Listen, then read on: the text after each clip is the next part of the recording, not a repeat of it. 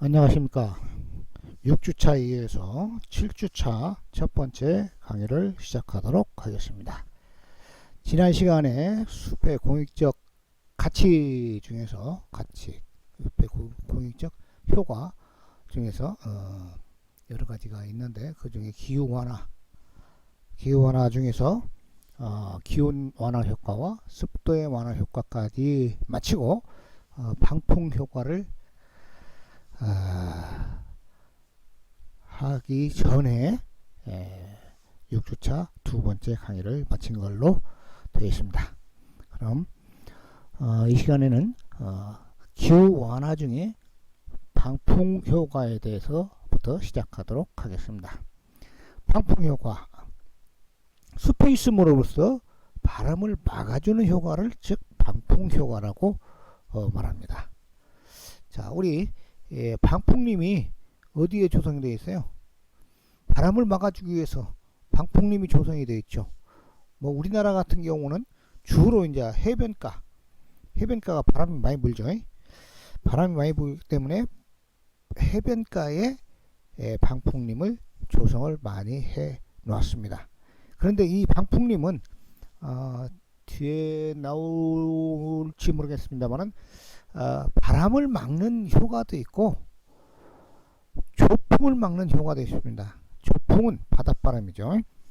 그래서 해변가에 조성되어 있는 숲은 방풍 효과뿐만 아니라 방조 효과까지 있다고 봐야 될 것입니다. 두 개의 역할을 동시에 한다고 볼 수가 있겠습니다.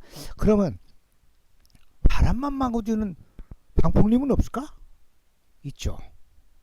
물론 이제 바람을 막아주면서 여러 가지 것도 막을 수도 있어요. 모래바람이 불면은 또 모래도 막아주는 효과, 또 눈이 많이 날리면 눈도 막아주는 방사 효과. 몽골 같은 경우에는 이제 그 사막 지역에 쭉하니 수림대를 조성해 놓으면은 방사 효과도 있겠죠. 사막 지역에 이와 같이 여러 가지 효과가 있는데 방풍만 한다는 경우는 예를 들면 그 넓은 평야지대에 바람이 많이 불면은 또 작물에 피해를 줄 수 있기 때문에 바람막이를 해주는 데도 있습니다. 저기 그 제주도에 가면은요, 해변가가 아닌데도 제주도는 물론 이제 섬이기 때문에 뭐 바닷바람이 많이 불기는 하지만은 그래도 제주도 내륙에 간다고 하더라도 바람 많이 불겠죠. 근데 제주도 내륙 지역에 해변가가 아닌데도 바람이 많이 불기 때문에 방풍림을 조성해 놨습니다. 어디에 방풍림 조성했는가 혹시 아시겠습니까? 즉 귤밭에 방풍림을 가끔씩 여기저기 조성되어 있는 것을 볼 수가 있을 겁니다. 제주도 가시면은 한번 차 타고 지나면서도 귤밭을 한번 보십시오. 귤밭 가장자리에 나무를 쭉 삥 둘러서 심어놓은 것을 볼 수가 있습니다. 그것이 하나의 방풍림이라고 볼 수가 있겠고요. 제가 호주 뉴질랜드를 가봤을 때는 거기에는 목장이 굉장히 넓습니다. 목장이 굉장히 넓어가지고 목장이 굉장히 넓어가지고 지평선이 보일 정도로 넓습니다. 근데 거기에 방풍림을 조성해 놓은 것을 볼 수가 있는데요. 왜냐하면 방목하고 있는 가축들이 그 바람에 의해서 좀 피해를 본다든가 바람을 너무나 세게 받으면은 오히려 안 좋기 때문에 바람막이를 하기 위해서 방풍림을 조성해 놓은 것을 볼 수가 있었습니다. 이 방풍림을 조성했을 때 방풍 효과는 수림 면적, 숲을 얼마나 넓은 면적에다가 조성을 했냐. 또 지난 시간에 잠깐 얘기했지만 수림의 밀도, 나무를 얼마만한 간격으로 심어놔 있냐 또는 식재되어 있냐, 그 다음에 나무 높이, 수고가 얼마나 높냐에 따라서 방풍 효과는 차이가 있으며 50% 이상의 방풍 효과를 발휘하기도 한다라고 했는데, 때로는 50% 이상에도 방풍 효과를 발휘하기도 합니다. 한번 다음 페이지 사진을 일단 먼저 한번 볼까요? 여기가 지금 이쪽 좌측에서 윈드라고 써있죠. 여기서 바람이 세게 불어오는데 이렇게 바람이 넘어가기도 하죠. 울창하게 우거진 방풍림은 75 내지 85%까지도 바람을 막아준다고 그래요. 엄청나게 차단 효과가 크죠. 방풍 효과가 크죠. 이것이 얼마나 조밀하게 서 있냐, 이 수고가 얼마나 높게, 수고가 얼마나 높으냐, 면적이 얼마나 넓냐에 따라서 방풍 효과는 크게 차이가 있을 수도 있다. 그런데 지금 너무나 이렇게 나무가 식재를 많이 되어 있으면요, 이쪽 방향에 바람이 세게 불어왔을 때 회오리 바람이 생기고, 반대로 또 이쪽 바람에도 여기에서도 회오리 바람이 생긴다고 합니다. 이렇게도. 그래서 이런 회오리 바람에 의해서 또 피해를 볼 수가 있기 때문에 너무나 조밀하게 식재를 하면은 이 방풍 효과는 부분적으로는 크게 효과가 있을 수는 있겠습니다만은 또 부분적으로는 이 회오리 바람에 의해서 피해를 받을 수가 있기 때문에 그것을 적절하게 밀도를, 나무를 세워놓는 밀도를 적절하게 조정을 해야만이 소기의 성과를 얻을 수가 있다. 그럼 다음 페이지 한번 볼까요? 또. 자, 그럼 얼마까지 바람의 효과가 있나, 방풍 효과가 있나 하면은, 바람이 이렇게 불 때, 여기 이제 수고죠. 수고, H라고 하죠. H. 수림대에서부터 수고 10배, 수고의 10배까지가 아주 방풍 효과가 크다라고 볼 수가 있죠. Excellent wind protection. 예를 들자면 수고가 10m다. 그럼 100m까지가 가장 효과가, 방풍 효과가 크고, 그 다음에 200m까지도 good wind protection, 아주 여기는 엑셀런트고 여기는 그냥 좋다, 적당하게 효과가 있다. 20배까지는, 수고의 20배까지는, 수고의 30배까지도 fair wind protection, 아주 크지는 않지만은 어느 정도 방풍 효과가 있다. 이렇게 그림으로서 나타내는 겁니다. 물론 이것들은 이제 어떤 그 교재에 의해서 책에 나오는 것을 이렇게 제가 캡처를 해가지고 올려놨습니다만은, 이건 어떤 연구에 의해서 책을 썼겠죠. 다시 원위치로 가겠습니다. 이와 같이 수림의 면적, 밀도, 수고에 따라서 방풍 효과는 차이가 있으며 50% 이상의 방풍 효과를, 50% 그 수치는 크게 크게 개입시키지 말고 효과가 있다는 거. 수고의 10배, 20배, 30배까지도 그 효과는, 방풍 효과는 있다는 것. 그 다음에 해변의 방풍림으로 연풍의 방지, 이것이 바로 조풍이라고도 하고 연풍이라고도 하고요. 연풍을 방지하는 경우도 있고, 농경지의 토양 건조 방지에 이용하기도 한다. 아까도 말씀드린 바와 같이 사막 지역에서는 이 모래가 날리는 것을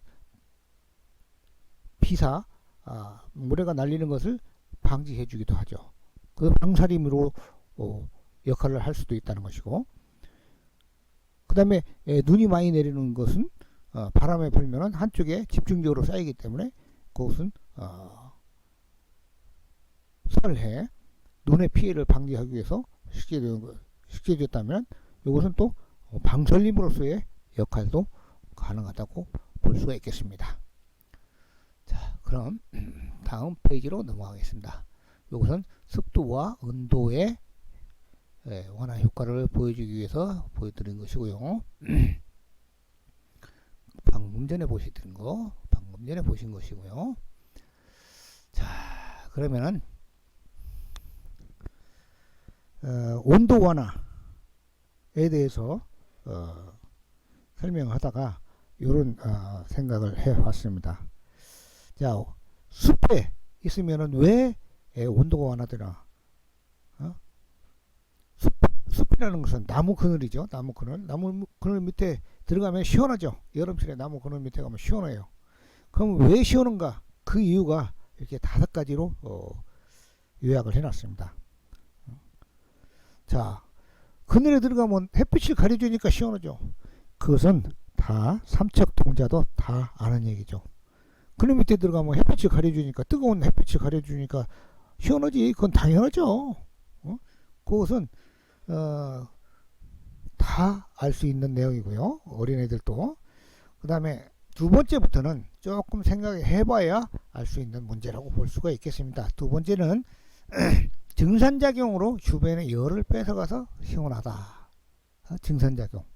증산작용이 무엇인지 알죠? 이 액체가 기체화되는 것, 기화작용이라고도 하고 증산작용이라고 하는데요. 식물체는 땅속에서부터 흡수한 수분을 갖다가 잎이나 줄기를 통해서 대기 중으로 뿜어내죠. 증발시켜죠. 주로 80 내지 90%는 잎의 기공을 통해서 대기 중으로 증산작용을 하고요. 나머지 10 내지 20% 정도는 줄기의 피목을 통해서 중산작용을 한다고 합니다. 그러면 증산작용을 하면 주변에 열을 뺏어간다, 이렇게 얘기를 했어요. 자, 여러분들 그렇게 제가 이렇게까지 이 정도까지 얘기하면 여러분들이 아마 증산작용에서 주변에 열을 뺏어간다? 어떻게 뺏어가는지를 어떻게 알아? 궁금하죠. 그런데 여러분들이 여름철에 더울 때 뭐 합니까? 손을 씻고 세수도 하고 오죠. 그러면 그 물로 씻을 때는 시원하죠. 근데 찬물에 닿았을 때 찬물 때문에 이게 피부의 온도와 물의 온도가 차이가 있기 때문에 시원하죠. 근데 손을 씻고 세수를 하고 수건으로 싹 닦고 있는 것보다는 세수를 하고 가만히 있으면요, 그 시원한 시간이 더 오래 갑니다. 왜 오래 가냐? 손과 얼굴에 묻어있는 물방울이 대기 중으로 증산되어 가죠. 증발되죠. 증발되는 과정에서 피부에 있는, 얼굴과 손에 피부에 있는 열을 뺏어갑니다. 그래서 시원합니다. 그래서 증발 속도가 빠르면 더 시원합니다. 그렇기 때문에 여름철에 더울 때는 세수를 하고 수건으로 안 닦아야 그 시원한 시간이 조금 더 오래 간다, 이 말이죠. 여러분들 여름철에 쿨토시라고 있죠. 팔에 반팔 입고 그 시원하게 해준다 해서 쿨토시 끼고 다니죠. 쿨토시에다가 그냥 토시만 끼고 있는 것보다는 쿨토시에다가 물을 묻혀가지고 있으면은 그 시원한 그 시간이 더 오래 지속이 되고 또 더 시원합니다. 그것도 바로 우리 피부에 있는 열을 수분이 증발하는 과정에서 열을 뺏어가기 때문에 시원하다. 아까 방금 증발 속도가 빠르면 더 시원하다고 말씀을 드렸죠. 그래서 물보다 증발 속도가 빠른 것이 뭡니까? 알코올. 또 여러분들이 혹시 손에 접촉을 해보신 분도 계시겠지만 그렇지 않은 분도 계시지만 휘발유 증발 속도가 굉장히 빠르죠. 알코올이나 휘발유를 갖다가 손으로 닦으면 물로 씻는 것보다 훨씬 더 시원합니다. 한번 여러분들 가정에서도 이게 그 실험할 수가 있어요. 가정에서 알코올이 없으면요, 뭘로 실험해 볼 수 있어요? 소주로도 실험해 볼 수도 있어요. 물로 씻는 것보다 소주로 씻는 것이 훨씬 더 시원합니다. 왜? 소주 속에는 알코올이 약 20% 정도 함유되어 있죠. 그렇기 때문에 일반 물보다는 증발 속도가 빠르죠.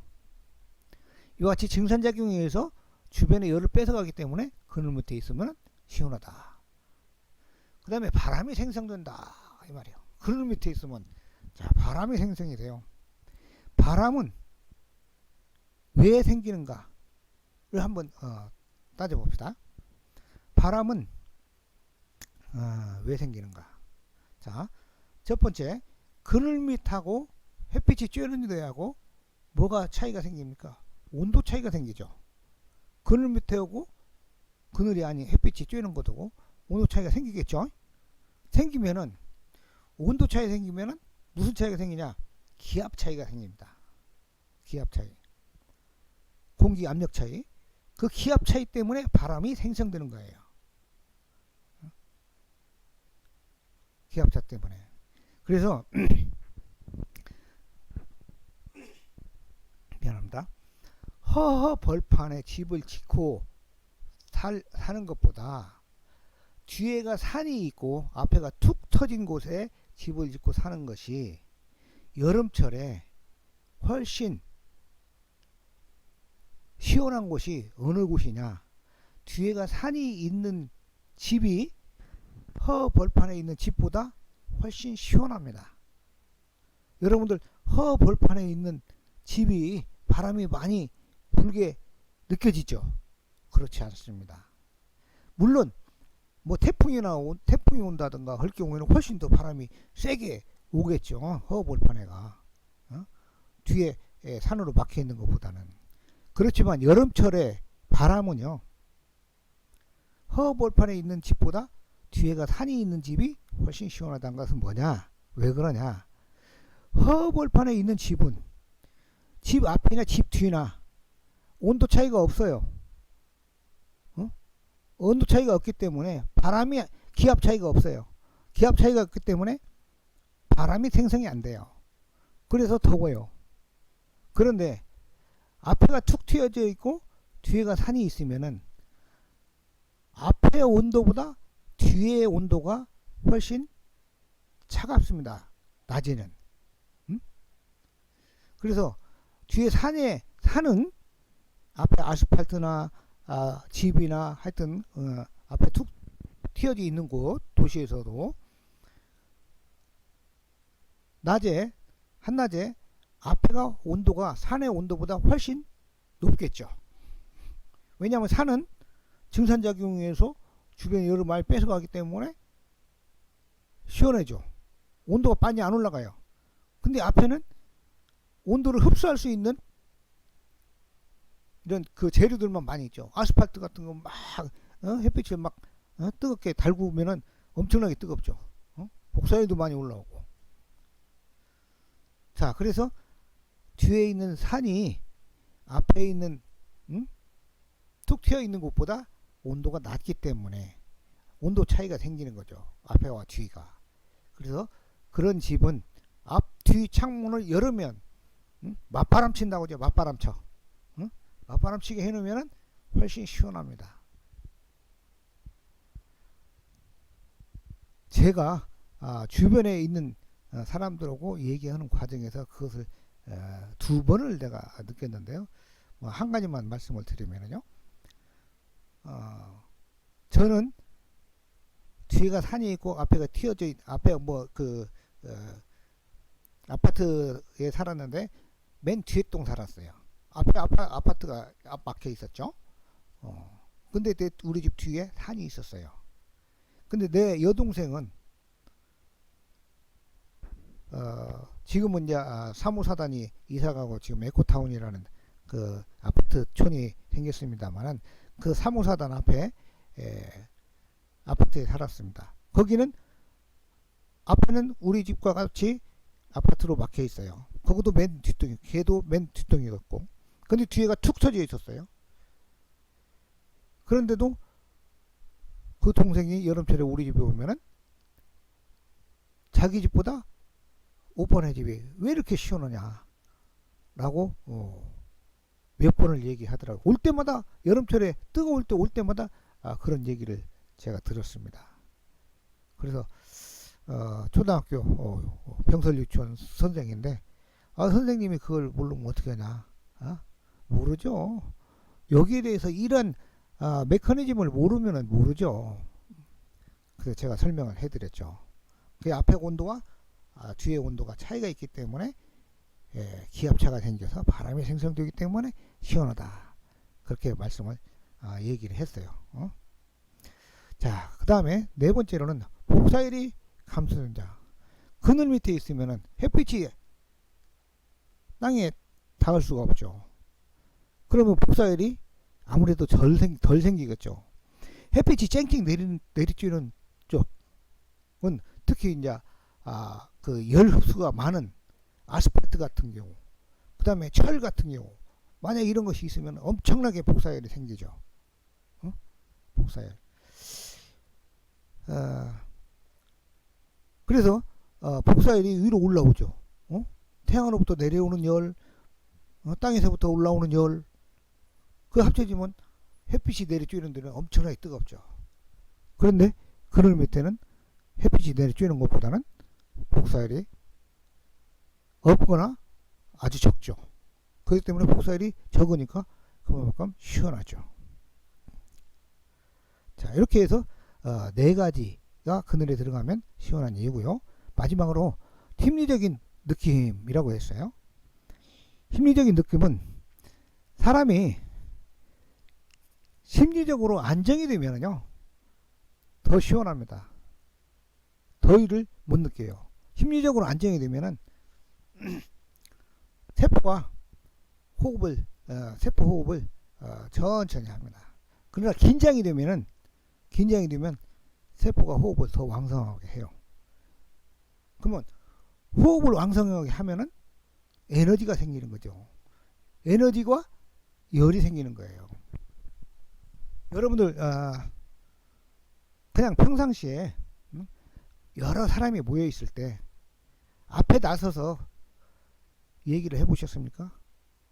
여러 사람이 있을 때 같이 사람들끼리 얘기하는 과정에서는 별로 더운 줄을 몰라요. 그렇지만 많은 사람이 있을 때 혼자 앞에 나가서 얘기할 때는 상당히 긴장을 합니다. 그것도 내가 모든 것을 정확하게 알고 100% 충분하게 대중들한테 설명할 수 있다면은 그래도 좀 덜한데, 그렇지 않고 약간 모르는 상황에서 대중들 앞에 와서 설명을 하려면은 굉장히 긴장되죠. 일단 긴장이 되면은 세포가 호흡이 왕성하게 이루어진다 이 말이야. 그렇게 되면 열이 많이 생긴다 이 말이야. 그리고 심리적으로 아무래도 뜨거운 데보다 그늘 밑에 있으면은 심리적으로 안정이 되기 때문에 시원하다. 그래서 이와 같이 그늘에 들어가면 시원하게 되는 메커니즘 또는 이유가 이렇게 5가지로 설명을 드릴 수가 있습니다. 자, 이와 같이 숲은 나무는 기후 완화에서 온도, 습도, 그 다음에 바람 이런 것들을 인간에게 조금이나마 좋은 쪽으로 영향을 미친다는 것이죠. 그 다음에 두 번째 숲의 공익적 효과에서 재해 방지로 설명을 하도록 하겠습니다. 재해 방지는 수자원 함양 효과, 그 다음에 홍수 방지 효과, 그 다음에 눈사태 방지 효과라고 했습니다. 눈사태 방지 효과부터 먼저 설명드리면, 눈이 많은 지역이나 경사 급한 지역에 눈이 바람에 의해서 한 곳에 많이 쌓이는 것을 방지하고 눈사태를 방지한다. 눈사태, 우리나라에서는 뭐 눈사태가 일어나고 큰 재해가 일어나는 경우는 별로 없죠. 그만큼 눈이 그렇게 많이 내리지는 않는다. 의미죠. 자, 우리 가끔씩 히말라야 산맥 등반해서 조난됐다고 했죠. 조난. 눈사태로 인해서. 아마 그 지역에 숲이 많이 울창했어요. 그렇게 높은 지역에서는 숲이 조성이 안 되죠. 왜냐, 온도가 너무나 낮기 때문에 식물체가 잘 자랄 수가 없죠. 또 눈이 많이 내리기 때문에 눈이 푹 쌓여버리면 식물체가 자랄 수가 없죠. 그렇지만은 만약에 그렇지 않다 손치더라도 온도가 이렇게 식물체가 자랄 수가 있고 눈이 많이 오는 지역이라면은 나무로 인해서 숲을 조성함으로 인해서 눈사태 방지 효과를 얻을 수가 있습니다.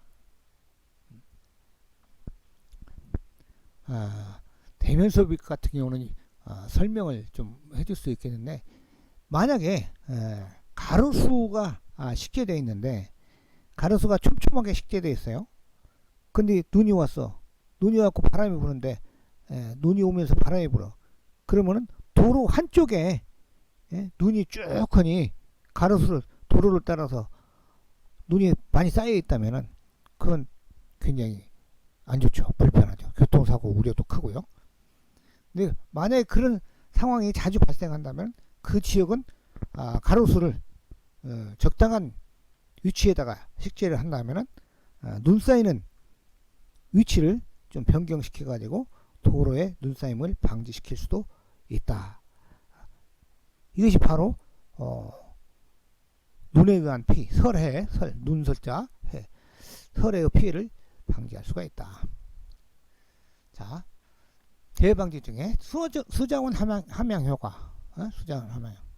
재해라는 것이 가물으면 굉장히 가문 것도 굉장히 큰 재해죠. 자, 석 달열을 가물어 봐요. 아무것도 먹을 수가 없어요. 석 달열 동안 100일이요. 100일 동안 비가 안 온다고 생각해 보세요. 모든 작물이 제대로 자랄 수가 없죠. 물론 이제 인위적으로 관수를 해준다면은 자랄 수가 있겠지만은, 만약에 관수를 하지 않고 100일 동안 비가 안 온다면은 작물들이 자랄 수가 없어.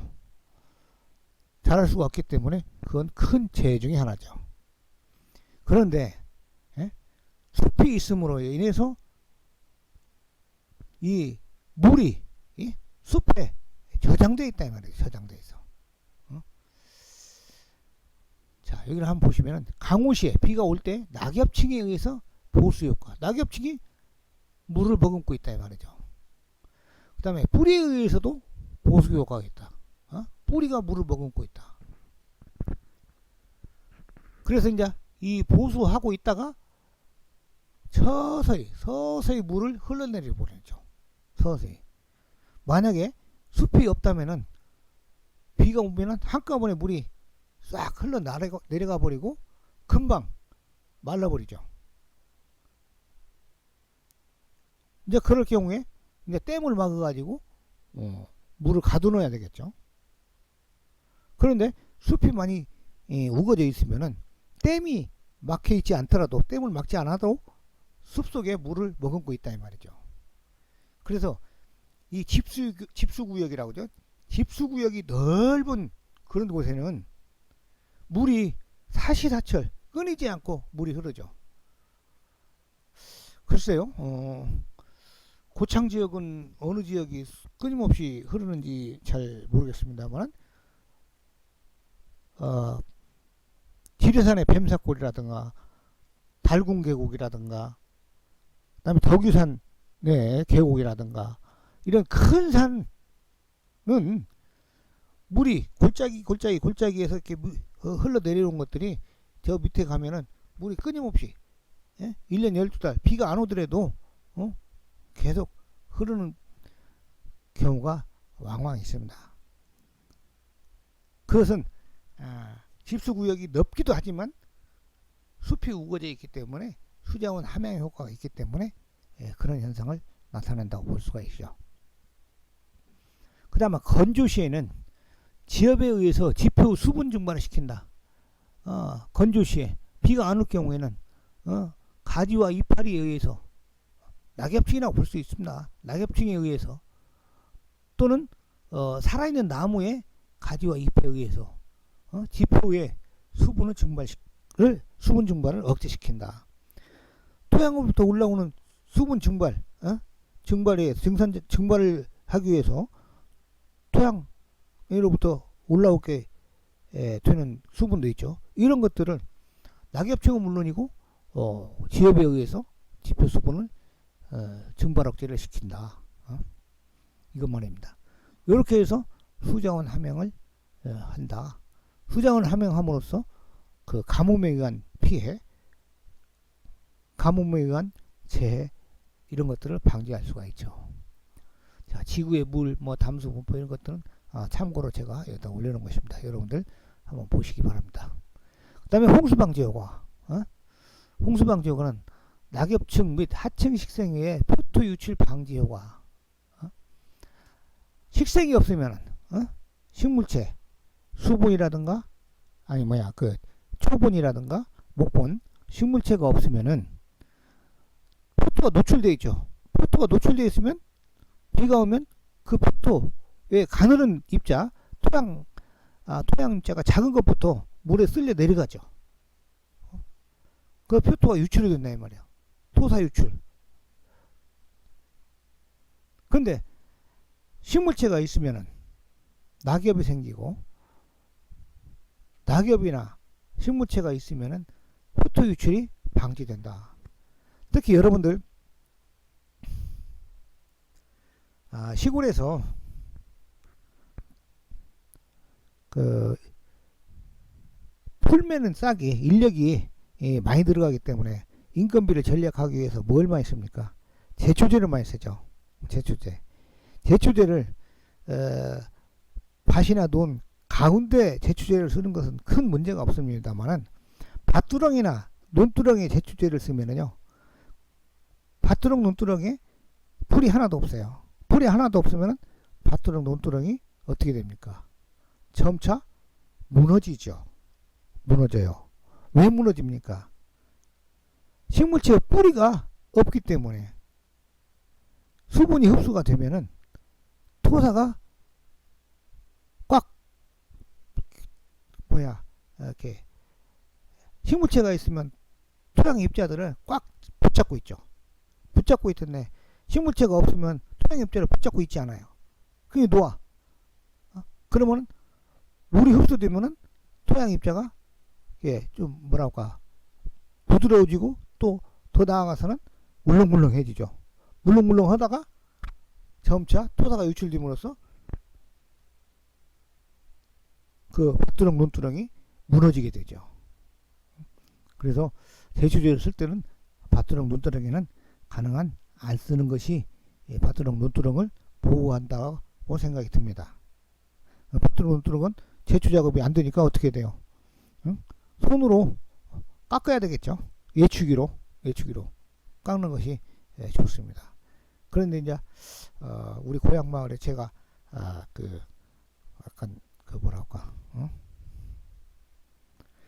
주말 농장이 있는데 우리 땅이 내 땅이 낮은 곳에 있고 옆에 높은 땅이 있는데 이게 담을 좀 쌓아놨습니다. 근데 이 토지주가 농사를 못 지니까 다른 사람한테 임대를 내놨어요. 근데 임대를 해서 농사 짓는 사람이 인건비 절약한다는 차원에서 밭두렁이고 밭 가장자리고 밭 안에고 간에 전부 다 제초제를 때려버렸어. 밭 안에는 문제가 없는데 밭 가장자리에 제초제를 때려버리니까 점차 비가 올 때마다 조금씩 토사 유출되고 물러지니까 그 담이 무너져 버렸어요. 지금 이제 토지주가 어떻게 생각하려고, 토지주는 거기에 현지에 살지도 않고 있기 때문에 좀 그런 문제가 생기더라고요. 이와 같이 낙엽층이라든가 하층 식생이 있으면은 표토 유출이 잘 안 되는데, 표토 유출이 심하다는 것은 홍수를 발생시킬 우려가 크다고 볼 수가 있죠. 그 다음에 심근에 의한 토양 붕괴 및 토사 유출 방지라고 했어요. 심근, 뿌리가 깊은 뿌리, 깊은 뿌리는 토양 붕괴를 방지를 해주죠. 토양 붕괴. 그러면 천근, 심근은 토양 분규를 방지시켜주고, 천근, 옅은 뿌리는 토사 유출을 방지시켜줍니다. 예를 들자면 나무 뿌리는 심근이라고 볼 수 있고, 풀 뿌리는 천근이라고 볼 수 있죠. 물론 이제 나무 같은 경우도 이제 깊이 들어가는 심근성 나무도 있고, 또 옅게 옆으로 퍼지는 천근성 나무도 있습니다만은, 나무하고 풀하고 비교를 했을 때 나무 뿌리가 깊이 들어가고 풀 뿌리가 얕게 들어가죠. 그래서 나무 뿌리는 토양 분규를 방지시켜주고, 풀 뿌리는 토사 유출을 방지시켜준다고 볼 수가 있겠습니다. 토양 분규하고 토사 유출은 다르죠. 토양이 분규, 무너지는 것 보고 토양 분규라고 하죠. 토사 유출은 표토부터 토양의 입자가 흘러나가는 것이죠.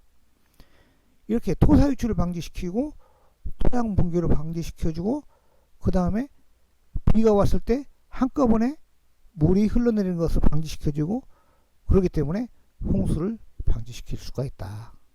그래서 재해 방지 중에 홍수 방지 효과가 재해 방지 중에 하나다.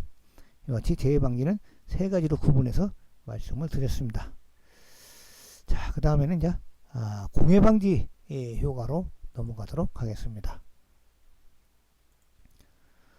자, 공해 방지 효과는 크게 소음 방지 효과, 대기 오염 방지, 그 다음에 먼지 및 오염 물질 흡착 효과, 이렇게 세 가지로 구분을 해서 말씀을 드리겠습니다. 첫 번째, 소음 방지 효과. 수고, 수림대의 폭, 수종, 밀도, 계절에 따라서 소음 감소 효과가 차이가 있다, 이 말입니다. 수고가 높을수록 아까 방풍 효과에서도 보는 바와 같이 거의 비슷하다고 볼 수가 있습니다.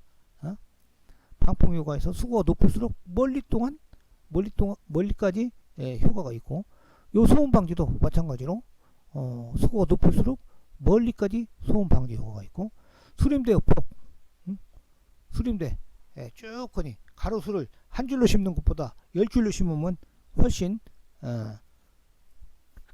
폭이 커지죠. 물론 이제 얼마나 벽에 심냐에 따라 다르겠지만, 수림대 폭, 그 다음에 수종도 지엽의 밀도가 아주 조밀하게 붙어있는 나무가 있는가 하면은 좀 듬성듬성 붙어있는 나무가 있겠죠. 예를 들자면 측백나무 같은 경우는 한 3, 4m씩 크면서도 밑에까지 가지가 안 죽고 붙어있죠. 그러면 이제 상록수이면서 또 지엽의 밀도가 빽빽하니까 소리가 뚫고 지나가기가 힘들죠. 그 다음에 밀도, 이것도 이제 방풍 효과에서도 마찬가지로 밀도, 조밀하게 식재되어 있냐 아니면 듬성듬성하게 식재되어 있냐에 따라서 소음 방지가 효과가 차이가 있다, 이 말입니다. 그 다음에 계절에 따라서 소음 감소 효과가 차이가 있다라고 했습니다. 이것은 이제 특히 낙엽수가 식재되어 있을 때, 잎이 붙어 있는 계절에는 소음 감소 효과가 크겠죠. 그러나 잎이 떨어진 가을 이후에 11월 이후에는 겨울 동안에 잎이 없기 때문에 소음 감소 효과가 훨씬 적겠죠. 이같이 소음 방지 효과는 여러 가지 숲이 조성을 하더라도 숲이 어떻게 조성하냐에 따라서, 또 어떤 수종을 식재하냐에 따라서 소음 감소 효과는 차이가 있다는 거죠. 이 같은 수벽을 조성하면은 이런 소음 방지 효과도 있다. 자, 공해가, 소음도 공해인가요? 공해입니다. 공해요.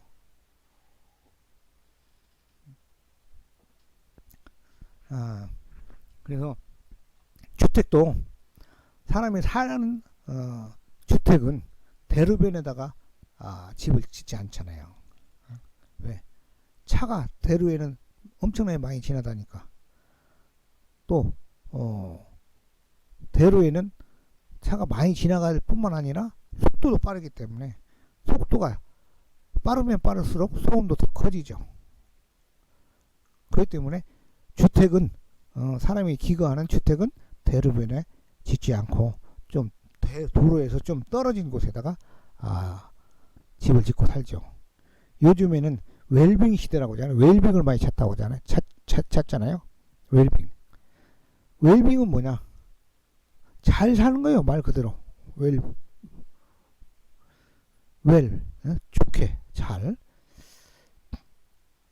그러기 위해서 요즘에 도시에서 스트레스 받고 직장에서 스트레스 받고 사람과 사람 간에 만나는 과정에서 스트레스 받고 하다 보니까 좀 편안하게 휴양도 하고 치유도 하고 스트레스 해소도 하고 심리적으로 안정을 찾기 위해서 어떤 주택을 찾냐? 전원주택을 찾죠. 전원주택은 주로 어디에 조성이 되냐? 대로변에 조성을 하지 않죠. 전원주택은. 물론 접근성은 좋아야 되겠죠. 접근성이 좋으면서도 소음이 없는 지역에다가 집을 짓고 사는 것이 좋죠. 그건 바로 소음 때문에 그렇습니다. 30m 이상이 수림되는 소음 방지 효과가 크다고 합니다. 30m. 물론 이제 30m에 몇 줄로 심냐, 나무를 몇 줄로 심냐에 따라서 그 소음 방지 효과는 차이가 있겠죠. 그 수림대의 폭이죠. 수림대의 폭. 그 다음에 밀도로 봤을 때. 그 다음에 이제 그 30m 이상의 수림대 폭도 중요하지만 얼마나 길이도 도로변에 주택이 있는데 바로 주택 폭이 20m다. 그럼 30m. 예를 들면 20m다. 그럼 수림대도 20m만 식재하면 되냐? 아니죠. 수림대는 20m보다 훨씬 길게 해야 소음 방지 효과가 크겠죠. 바로 옆에서만 소음이 나는 게 아니라 멀리서부터 소음이 나기 때문에요. 소음공해, 이것도 아주 공해 중에서도 골치 아픈 공해죠. 대표적인 소음공해가 뭡니까? 아파트 층간소음이죠. 층간소음 때문에 가끔씩 아래웃집 간에 싸움이 일어나고, 보통 일반적인 싸움은 흔하게 많이 일어날 겁니다. 그렇지만 막 어떨 때는 막 뭐랄까 살인 사건도 나고 그런 경우도 있었죠. 그런 경우에 글쎄요, 참 아파트 사는 사람들이 때로는 이해를 못하는 경우가 많이 있더라고요. 물론 이제 위에 사람도 조심해야 되고 아래 사람은 좀 참아야 되죠.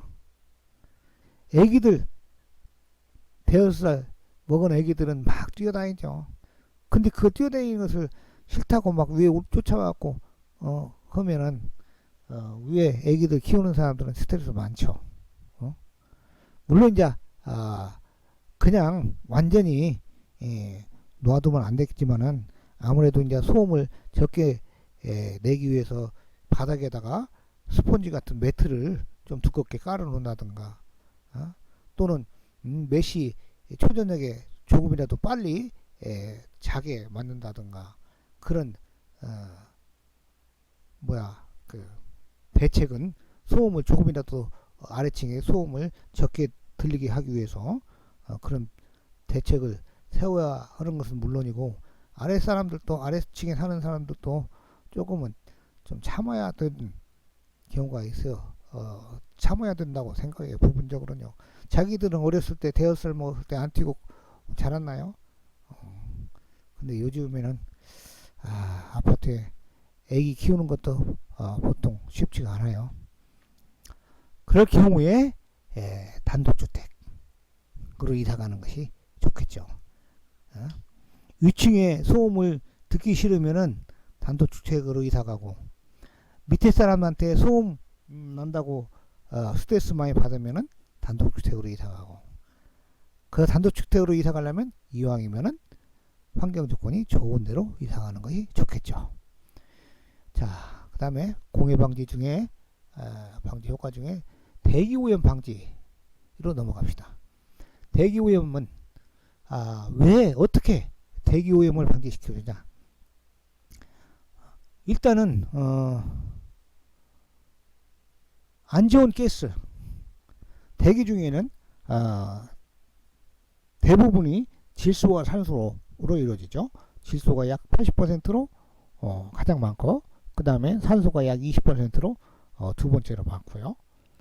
그러면 질소와 산소가 100%가 되면은 다른 가스는 없겠죠. 그런데 100% 중에 0.1% 미만이 다른 가스로 채워질 수가 있습니다. 세 번째 많은 가스가 이산화탄소죠. 세 번째. 그러면 세 번째 많은 이산화탄소가 지금 대기 중에 0.5%면은 0.1%도 안 된다는 거죠. 0.1%. 1%가 1000ppm인데 0.1%는 1000ppm. 지금 대기 중에 이산화탄소 농도가 약 400ppm 정도 된다고 하니까 0.04ppm, 아니 0.04%입니다. 그리고 그 위에 세 번째 가스가 이제 이산화탄소인데, 그 위에 가스가 뭐 아황산 가스라든가 아시산 가스라든가 이것은 0.01%도 안 되죠. 그래서 약 0.05%를 제외한 나머지가 질소하고 산소라고 보면 되겠습니다. 근데 나머지 질소, 산소 뺀 나머지 가스가 우리 인간에게 굉장히 고통을 주죠. 고통을. 이산화탄소가 옛날에 7, 80년대만 하더라도 350ppm 이짝저짝이었는데 지금 400ppm 넘었다고 하니까 50ppm 정도가 약 3, 40년 사이에 4, 50년 사이에 약 50ppm 이상 늘어났어요. 그 50ppm이 얼마 안 되는데도 불구하고 이 이산화탄소 때문에 지구의 온난화가 된다고 하죠. 지구의 온난화. 이와 같이 질소, 산소를 제외한 나머지 가스를 식물체가 흡수했을 경우에 대기 오염, 대기는 깨끗해진다고 볼 수 있죠. 대기질이 깨끗해진다. 그래서 도시 지역보다 시골에 가면 공기가 상쾌하다. 공기가 깨끗해서, 대기가 깨끗해서 상쾌하다. 그렇게 느끼죠. 물론 이제 산소 농도가 도시보다는 시골이, 숲이 우거진 곳이 산소 농도가 도시보다는 높겠죠. 이산화탄소 농도는 반대로 낮고요. 도시보다. 그래서 더 상쾌함을 느낄 수가 있죠. 그 다음에 아까 얘기한 질소, 산소 외의 가스를 식물체가 호흡하는 과정에서 또는 광합성하는 과정에서 기공을 통해서 흡수를 하죠. 흡수함으로써 대기는 깨끗해진다 이 말이야. 그래서 대기오염 방지다. 자, 침엽수 1헥타르에 침엽수 1헥타르에서 이산화탄소 흡수를 사람이 70명 배출하는 양만큼 흡수한다고 해요. 70명. 근데 이게 70명 1헥타르면 3,000평인데 3,000평에서 70명 흡수하는 만큼, 아니 70명이 배출하는 만큼 이산화탄소를 흡수한다는 것은 적게 흡수하는 거죠. 여하튼 전 세계적으로 봤을 때 숲에서만 이산화탄소를 흡수하는 것이 아니라 뭐 조류, 또 물속에서 자라는 종모, 조류들도 광합성 작용을 한다고 하니까 거기서도 부분적으로 흡수를 하겠죠. 그 다음에 CO2 양은 1.6kg 흡수할 때 산소 양은 1.2kg 방출한다. 식물질 1kg 생산할 때 식물이 1kg 생산할 때 저렇게 많은 양의 이산화탄소를 흡수하고 산소를 배출한다는 거죠. 이와 같이 대기 중에 인간이 싫어하는 가스를 흡수하는 것이 바로 대기오염 방지다, 이렇게 말할 수가 있겠습니다. 자, 오늘은 공해 방지 효과 중에 이렇게 세 가지 중에 두 가지를 하고 이 시간 또 약 50분 이상 강의를 했습니다. 여기까지 7주차 첫 번째 강의를 마치도록 하겠습니다. 여러분 수고하셨습니다.